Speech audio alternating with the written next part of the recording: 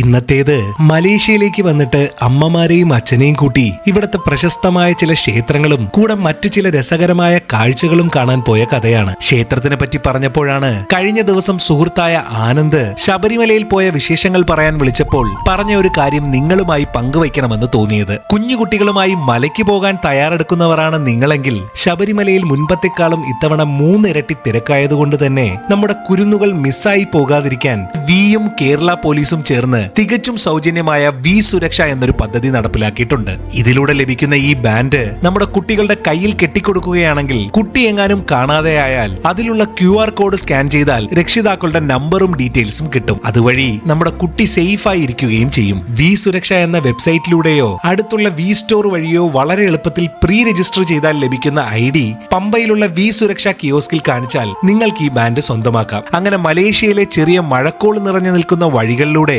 കാഴ്ചയും കണ്ട് ഞങ്ങൾ ആദ്യം പോയത് ബത്തു കേവ്സ് എന്നറിയപ്പെടുന്ന മുരുക ക്ഷേത്രത്തിലേക്കാണ്. ഇവിടെയാണ് 140 അടി പൊക്കമുള്ള മുരുകന്റെ പ്രതിമയുള്ളത്. കൂടെ 272 പടികൾക്ക് മുകളിൽ അമ്പലവും. പക്ഷെ നിർഭാഗ്യവശാൽ ഞങ്ങൾ എത്തുമ്പോഴത്തേക്കും കക്ഷിയെ ഒന്നുകൂടെ സുന്ദരനാക്കാനുള്ള മിനുക്കുപണികൾക്കായി മൂടി വച്ചേക്കുകയായിരുന്നു. അതുമോർത്ത് വിഷമിച്ചു നിൽക്കാതെ അമ്മമാർ രണ്ടാളും കൂടെ അവിടെ കൂടിയിരുന്ന പ്രാവുകൾക്ക് ഭക്ഷണം നൽകി ആനന്ദം കണ്ടെത്താൻ തുടങ്ങി. അവിടുന്ന് നേരെ അമ്പലത്തിലേക്കുള്ള പടികളുടെ അടുത്തേക്ക് ചെന്നു. ഇന്ന് ഒരുപാട് സ്ഥലങ്ങളിൽ പോകാനുള്ളതിനാൽ പടി കയറി തളർന്നു പോകാതിരിക്കാനായി ദർശനം അവസാന ദിവസത്തേക്ക് മാറ്റിവെച്ചിട്ട് അല്പനേരം അവിടത്തെ കാഴ്ചകളും കണ്ടുനിന്ന് അവിടെ നിന്നും ഞങ്ങൾ ഇറങ്ങി. അവിടുന്ന് നേരെ പോയത് 1987 പണിതീർത്ത ചൈനീസ് ക്ഷേത്രമായ ദേഹു ടെമ്പിളിലേക്കാണ്. ഒറ്റ വാക്കിൽ പറയുകയാണെങ്കിൽ ചൈനീസ് പൈതൃകം പൂർണ്ണമായും അനുഭവിച്ചറിയാൻ പറ്റുന്ന അതിമനോഹരമായ ഒരു ചൈനീസ് ക്ഷേത്രം. വിവിധ തരത്തിലുള്ള ആചാരങ്ങളും പ്രതിഷ്ഠകളും മുതിർന്നവർക്ക് വളരെയധികം ഇഷ്ടമാകും. അതിൽ ഏറ്റവും രസകരമായത് കൗസിം എന്നറിയപ്പെടുന്ന ഈ ചൈനീസ് ജ്യോതിഷ വിദ്യയാണ്.